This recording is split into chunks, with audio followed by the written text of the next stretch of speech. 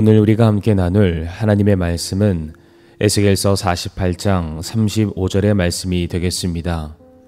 그것을 측량하면 돌아가며 18,000 갈대더라. 그날 이후로 그 도시의 이름은 주께서 거기에 계신다가 되리라. 에스겔은 바벨론의 포로로 붙잡혀 가게 됩니다. 이렇게 포로로 끌려온 지 12년이 지난 이후 에스겔은 예루살렘 함락의 소식을 전해 듣게 됩니다. 머나먼 타국에서 자신의 나라가 멸망했다는 소식을 전해 듣게 되었을 때 에스겔이 받았던 충격은 이루 말로 할 수 없을 것입니다.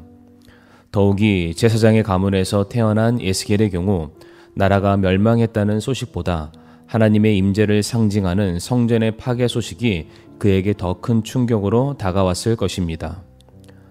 분명 하나님께서 택하신 백성들이고 하나님께서 그들과 함께 하신다는 약속을 붙들고 있었지만 그들이 처한 현실은 모든 것을 다 빼앗김 당했고 또한 모든 것이 다 무너져 내린 상황이었습니다. 그럼에도 불구하고 포로된 상태의 에스겔이 그가 마지막으로 남겼던 고백이 바로 주께서 거기에 계신다였습니다. 에스겔서 1장 1절의 말씀을 보게 되면 에스겔이 처음 하나님께서 보여주신 환상을 경험하게 되는데 그때가 언제였냐면 그발 강가에서 포로들 가운데 있을 때였다라고 말하고 있습니다. 하나님께서 언제 에스겔에게 자신의 모습을 보여주셨습니까? 예루살렘 성전이 아닌 바벨론의 그발 강가였습니다. 그리고 에스겔이 성전에서 제사장의 예복을 입고 있을 때가 아닌 남루한 포로의 옷을 입고 있을 때 그를 만나 주셨습니다. 마치 하나님은 계시지 않을 것이라고 여겨지는 장소, 하나님께서 우리와 함께 하실 리가 없다고 판단되는 그 자리에서도 하나님은 여전히 에스겔과 함께 하셨고 그를 향한 구원의 계획을 보여주셨습니다. 또한 에스겔 40장에서 하나님은 환상 중에 에스겔에게 다시금 재건될 예루살렘의 성전을 그에게 보여주셨습니다. 그런데 하나님께서 에스겔에게 환상을 보여주신 때가 언제였냐면 에스겔서 40장 1절 말씀에 우리가 포로된 지 25년이 되는 해, 즉 그 도시가 공격을 받은 뒤 14년이 되는 해, 곧 그 해의 시작에 그달 10일 바로 그날에 주의 손이 내 위에 임하여 나를 거기로 데리고 가시니라 라고 말합니다. 에스겔이 환상을 통해서 다시금 회복될 성전의 모습을 본 때는 이미 그가 포로된 지 25년이나 지난 때, 그리고 그가 알고 있던 성전이 무너진 지 이미 14년이나 지난 때였습니다. 다시 말해 더 이상 회복의 기미가 보이지 않는 그때에 하나님께서는 여전히 예루살렘을 향한 회복의 계획을 가지고 계심을 에스겔에게 보여주셨습니다.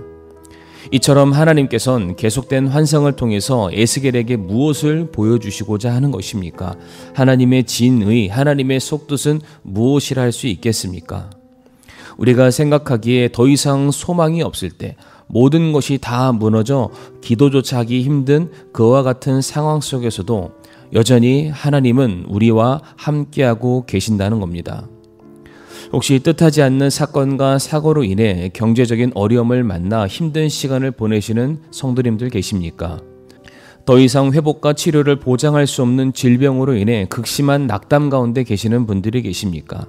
아니면 사람과의 관계 속에서 받은 상처로 인해 홀로 외로움 가운데 계시는 성도님들이 계십니까?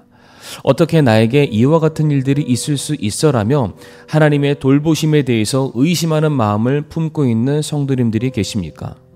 그러나 우리가 오늘 말씀을 통해서 잊지 말아야 될 것은 바로 그와 같은 순간에서도 하나님은 우리와 함께 하신다는 겁니다.